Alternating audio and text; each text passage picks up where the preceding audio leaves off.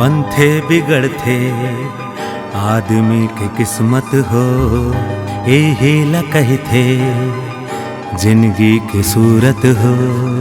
बनथे बिगड़थे आदमी की किस्मत हो, एहे ला कहथे जिंदगी की सूरत हो।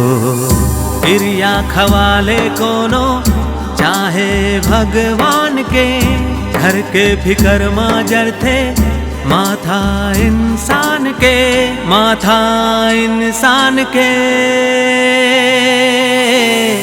कैसे कैसे गिर जाही माटी के सपना, मेहनत ले फिर आही खुशियाँ तोर अंगना।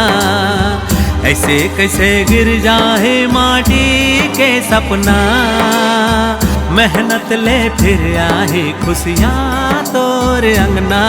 आही रे तोर अंगना, आही रे तोर अंगना, आही रे तोर अंगना।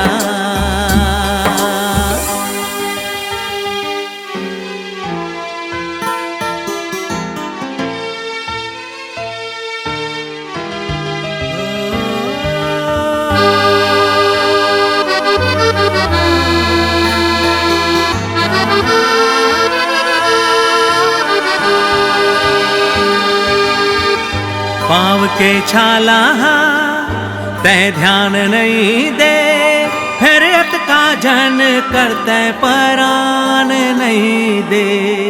पाँव के छाला तय ध्यान नहीं दे, हैरत का जन करते परान नहीं दे। हो जाहि तोर पूरा हर एक सपना, हिल जाहि फिर ले घर अंगना। ऊपर वाला देखे रे करनी इंसान के, मेहनत ले मिलते संगी पैसा सम्मान के, पैसा सम्मान के। ऐसे कैसे गिर जाही माटी के सपना, मेहनत ले फिर आही खुशियाँ तोर अंगना।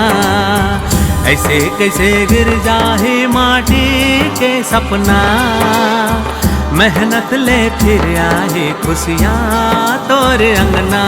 आही रे तोर अंगना, आही रे तोर अंगना, आही रे